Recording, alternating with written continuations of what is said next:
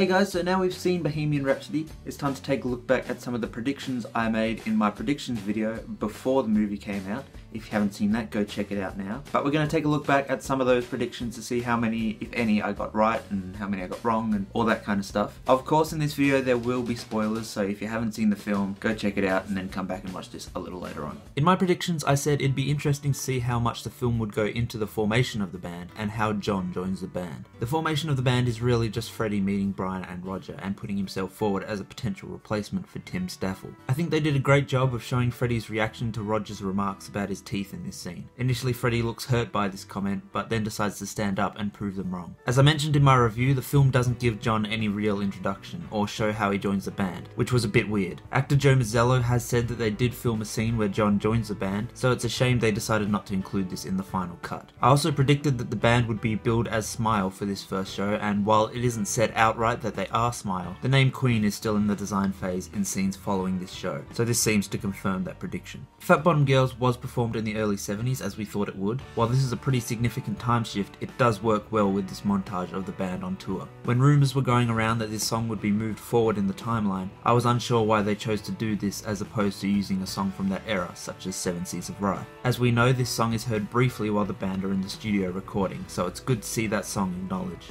This is definitely part of the film that suffers from having so much to tell in so little time, and while it works for the film, I feel like it could have been better had they shown Queen's early struggles. I expected the film to touch upon the band's early success in Japan, but it seems like this could have been another case of something that was filmed but didn't make the final cut. In 1975, we did see the recreation of the Bohemian Rhapsody video clip, even if it was very brief. I also discussed in my predictions the possibility of the Death on Two Legs storyline making the film. Unfortunately, this isn't covered in the film, which is disappointing as it could have been an interesting early twist. Just as the band are going from strength to strength, their management screws them over, which could have raised the stakes a bit more for the scenes when the band are working on and eventually pitching Bohemian Rhapsody to Ray Foster. Rather than a successful up-and-coming band pitching a risky single, it would instead be a band that is already in financial trouble doing the same. Following the success of Bohemian Rhapsody, the band goes on tour around the world. I said this era would feature live performances of Now I'm Here, which was the case. While this is one of many montages throughout the film, I thought all these montages worked quite well. I predicted the time jump from 77 to 1980. This time jump was extremely abrupt and kinda came out of nowhere. I feel like the film could have used a scene set somewhere in the late 70s to make this transition a bit smoother. It seems like there might be a few deleted scenes that could fit into this part of the story. Hopefully we get a Batman v Superman style extended version on the DVD release, as opposed to just the deleted scenes as extras. We Will Rock You was time shifted to 1980. I still don't really understand why, and unlike other changes to the timeline, the story doesn't really justify this change. I also made the prediction that Love of My Life at Rock in Rio would be moved forward to 1980. They did move it forward, but by almost 10 years, as this performance takes place in 1977 in the film.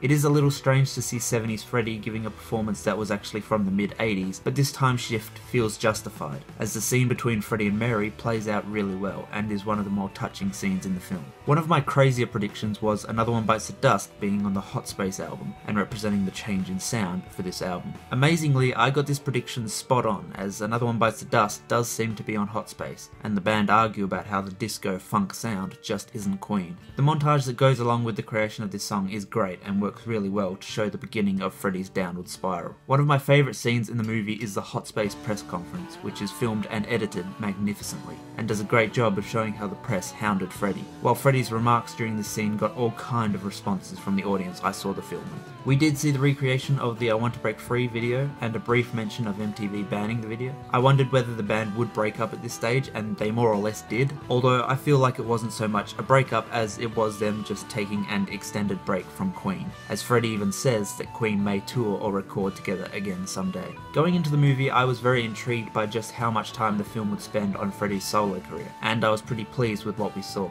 We got to hear Mr. Bad Guy, as well as an early version of I Was Born to Love You. Considering how big a plot point Freddie's Loneliness was, I was kinda surprised they didn't find a way to work in Living on My Own. Freddie's HIV diagnosis also happens around this time. I was very interested to see how they were going to cover his illness in the movie, especially as the story ends at Live Aid. Freddie begins to look weaker and him coughing up blood is a clear sign that something is wrong. The footage of AIDS victims on the TV shows the suffering Freddie went through without having to actually show Freddie suffering, and Freddie's brief interaction with an AIDS patient at the clinic is one of the most touching scenes in the film. Some fans have been critical of how the band get back together, as they see it as Freddie begging to the other guys. I don't see it like this, as it's more Freddie apologising for his behaviour, which was an apology he owed them, and asking them to get back together rather than begging. I did like when they decided all writing credits would be equal from then on, as while this didn't happen until the Miracle album, it's a nice reference to the unity the guys had in those later years, which is obviously something the film wouldn't be able to cover had it not been time shifted. I like the Live Aid rehearsal scene, as Freddie revealing his diagnosis to the band plays out in a very similar way to how Brian and Roger have described it over the years. Yes, it's years before when it actually happened, but this mix with Freddie struggling with his voice makes that Live Aid performance even more dramatic and exciting. I had heard there was a flash forward scene where a very sick Freddie powers through recording The Show Must Go On, but this unfortunately wasn't the case. Perhaps this was another deleted scene that we'll see on the DVD release. I did love this movie, and I think they did an incredible job of covering 15 years in just over 2 hours, but it would be awesome to see them adapt this film and turn it into a 12-episode Netflix miniseries that could go more in depth in certain parts of the story, particularly the rise of Queen, while also enabling them to cover the 6 years that followed Live Aid. This won't ever happen, but it's a cool idea. Thanks for watching the video, guys. Remember to leave your thoughts down below. Did you predict anything crazy and it came true when you saw the movie? What did you think about some of the shifts and the time changes and all that kind of stuff? Leave your thoughts down below, and until next time, we will see you later.